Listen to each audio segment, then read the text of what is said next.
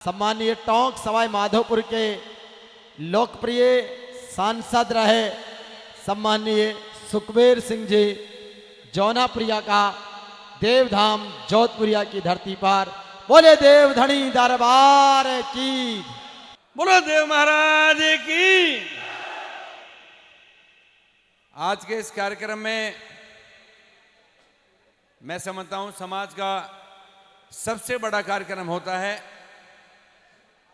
और जो पिछले एक हफ्ते से लगातार मैं देख रहा हूं, क्योंकि परसों मैं जयपुर आया था तो जयपुर से आगरा वाले रोड पे चढ़ना था। मैं समझता हूं विराटनगर तक की सारी ट्रॉली, सारा नहाना धोना, टैंकर साथ साथ। मैंने कहा यार समाज को भी बधाई देनी पड़ेगी कि समाज जिस हिसाब से देव महाराज के दरबार में दरबार रहा है, ये सबका भला करें और देव महाराज सबका भला करेंगे। जो भी अपनी मन्नत लेकर आया है उन सबका भला हो, ऐसा हम प्रभु से कामना करते हैं।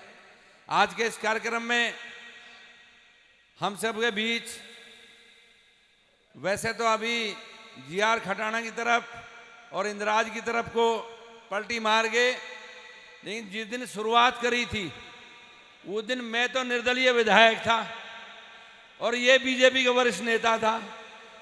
अब हमने इसके साथ साथ चल दिए, हम तो इसके साथ गए थे, अब यही हमें छोड़ भगे तो हम क्या करें बताओ। मैं समझता हूं कि जिस हिसाब से काम करने का जज्बा प्रहलाद गुंजल जी थे उस टाइम, अतर सिंह जी भडाना थे और कर्नल साहब थे, लेकिन हम सबको सौभाग्य मिला और उस लड़ाई में जुड़ने का जो मौका मिला, मैं साक्षात सबके सामने बैठे हैं। जो भी इन्होंने आदेश किया कभी पीठ नहीं दिखाई, जो भी इन्होंने आदेश किया उसका मान सम्मान बढ़ाया, कभी ऐसा नहीं किया कि आज ये नहीं हो पाएगा। आज इस बात में कोई दो राय की बात नहीं कि गुंजल साहब के अंदर जब समाज का खून खोलता है तो वाकई सबकी खून में ताजी आ जाती है और सब लोग ये चाहते हैं, युवा चाहते हैं कि वाकई ऐसा भाषण हो, इसमें कोई दो राय की बात नहीं।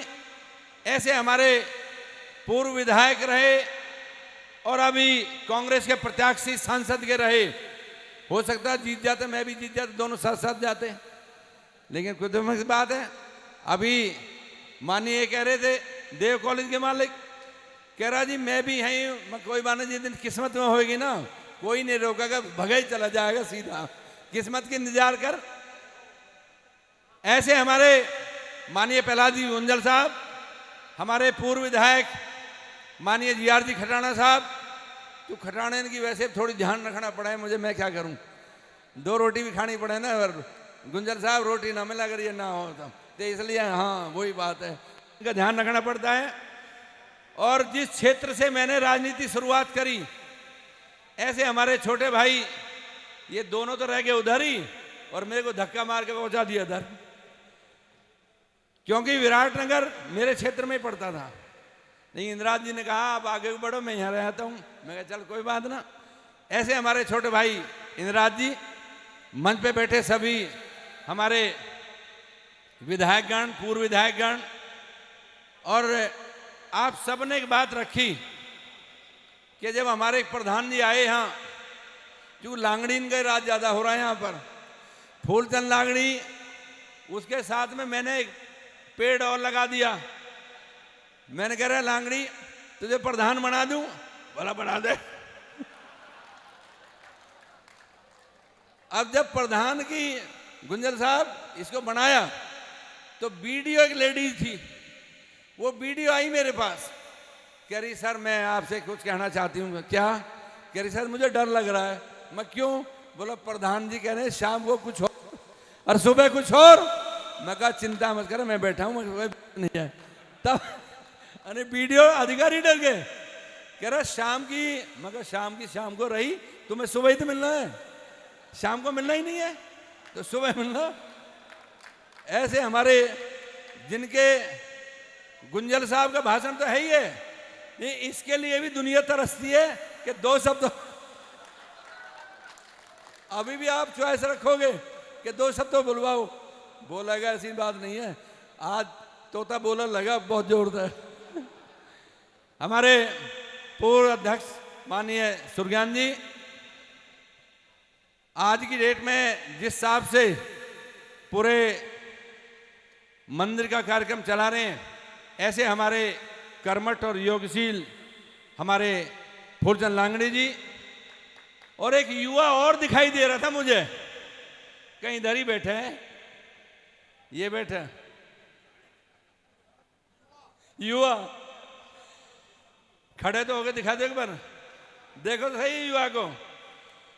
एक कार्यक्रम में मैं चला गया तो 2 लड़के नाच रहे, अब इन पे ठहरन था, खड़े हो एक बार तभी तो देखेंगे युवा है कहां, देखते हैं।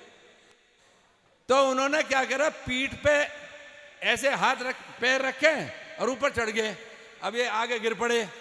बोले पीटीआई साहब क्यों बुढ़ापे में अपनी खराब करें, लेकिन इनको जोश आ जाता है। मंचासीन सभी नेतागण, सभी पार्टी के वरिष्ठगण, शैलेंद्र जी भाई साहब आजकल काफी जोर से कंधे से कंधा मेरा के चल रहे हैं।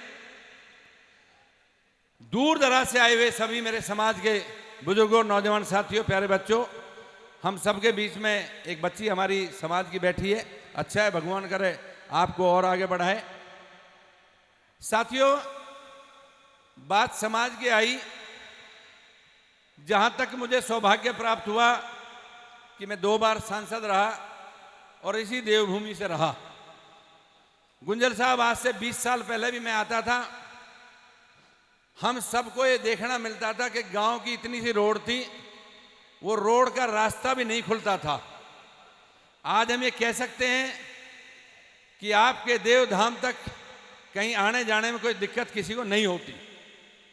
जिस दिन मैं पहली बार सांसद था, सबसे पहले देव महाराज के आके मैंने धोख खाई कि देव महाराज पहला चेक आपके ही जाएगा। ये मेन रोड जो गेट है, गेट पे 32 लाख का काम करा के सारा सीसी सड़क समर्पित किया। उसने काफी काम किया, उसका मैं जिक्र नहीं करना चाहता, लेकिन अभी भी मैंने एक दिन जब सांसद था, मैं कह यार फूलचंद एक काम कर, अगर मान लो चारों तरफ से आदमी आते हो तो और काम बता दे। कह रहा भाई साहब जो आप कर दे। मैं कहते काम कर 15 लाख और ले जा, और पीछे की सारी रोड पत्थर तो ने पीछे लगा रखा है, मैंने देखा एक दिन, लेकिन वो पीछे तक की रोड बन गई। और मैं आज भी ये बात कह रहा हूं कि देवधाम पे बहुत कुछ करने की जरूरत है। समाज के लोगों को भी मैं बधाई देता हूं कि एक से एक, जैसे पुरुषोत्तम जी थे, अभी और भी है, एक से एक भामाशाह समाज का भी हर तरह की मदद करता है। मैं आप सबको भी बधाई देता हूं। लेकिन आज अब मैं इस बात को कहूं कि जिस बात की बात हम सब कहते हैं कि हमारे खून में जो कीटाणु होने चाहिए वो नहीं है, ये गुंजल साहब बार बार ये बात कह रहे थे। साथियों, ये हकीकत है। जिस दिन दिल्ली के अंदर में रैली की थी, इसी गुंजल साहब के, कर्नल साहब के आदेश पे की थी। मैं आज भी भरी सभा में कह रहा हूं कि समाज को आगे लेकर चलते हुए उस दिल्ली में पहली बार एक समाज का इतना बड़ा आदमी आज तक इकट्ठा नहीं हुआ जितना गुर्जर समाज इकट्ठा हुआ था। साथियों, मैं एक व्यापारी भी हूं, लेकिन व्यापारी होने के नाते में जो बाहर हमें सुनने को मिलता था, मैं वो तो कहना नहीं चाहता, पर इतना जरूर कहना चाहता हूं कि और कई समाजों की रैली हुई थी, लाल किले तक की रैलिंग को भी उपाड़ के ले गए थे। पहली बार जिस समाज के ऊपर एक कलंक का शब्द लगता था तो शायद गुर्जर तो यही काम करता है। 10 लाख गुर्जर दिल्ली में इकट्ठा हुआ, और अगर कोई मूंगफली भी बेच रहा था तो उसकी भी 10 रुपए की मूंगफली खरीद के पैसे देके उसकी मूंगफली खाई, ना कि किसी की लूट बजाई। नहीं तो मैं आप सबको कहना चाहता हूं, उस टाइम आईबी की रिपोर्ट, सीआईडी की रिपोर्ट, सबने सब लिखा कि गलत फहमी थी किसी को कि गुर्जर कोई उठाईगिरी का काम करता है। गुर्जर शब्द को आज हम इस बात को मानते हैं कि गुर्जर से बढ़िया कौम नहीं, आज गुर्जर पैसे देकर काम करता है, ना कि किसी का उठाईगिरी का काम करता है। पहली बार आप सबके सामने हुई की जय। साथियों, आज मैं कहूं कि जिस हिसाब से आप सबका आशीर्वाद और सहयोग मिलता है, इसमें कोई दो राय की बात नहीं कि समाज को बहुत कुछ करने की जरूरत है। जैसा अभी गुंजन साहब कह रहे थे कि चाहे विधानसभा में हो चाहे लोकसभा में हो, अपने मर्द की बात तभी आती है जब समाज की बात को सामने रख दे, तब तो माना जाता है। अगर सामने पूछ दबाए और पीछे जब भागे तो उसका कोई फायदा नहीं है। ये मानते हो आप? मैं साथियों आज सबसे कहना चाहता हूं, रिकॉर्डेड बात है, आज से पहले चाहे विधानसभा की बात उठा लो चाहे लोकसभा की बात उठा लो, जो मैंने बोला उससे फालतू किसी ने बोला हो तो मुझे दिखा देना, मैं तुम्हारा चरण छू कर मैं प्रणाम करूंगा। नहीं तो मैं आज ये कह सकता हूं, जहां देश का प्रधानमंत्री नरेंद्र मोदी बैठा हो, जहां अमित शाह बैठा हो, जहां भारतीय जनता पार्टी बैठी हो और मैं भारतीय जनता पार्टी का सांसद, उसके बाद मैंने कहा था कि माननीय मोदी जी, मैं आपसे कहना चाहता हूं, मेरी कौम ने बहुत संघर्ष किया, 71 लोग हमारे शहीद हुए थे। मैं आज आपसे कहना चाहता हूं कि या तो 9वीं सूची में हमारा अनुच्छेद 9वीं सूची में डलवा दो मेरा आरक्षण का काम, नहीं तो मेरा समाज फिर रोड पे बैठे जाके। जबकि मैं भारतीय जनता पार्टी का सांसद था, मैं भारतीय जनता पार्टी का सांसद था। मैं आज वो भी कह देता हूं, मेरे को पार्टी ने तुरंत तलब किया, उनका ये क्या कह दिया, मैं कहा मेरे मन की बात ही मैंने अपने मन में रखी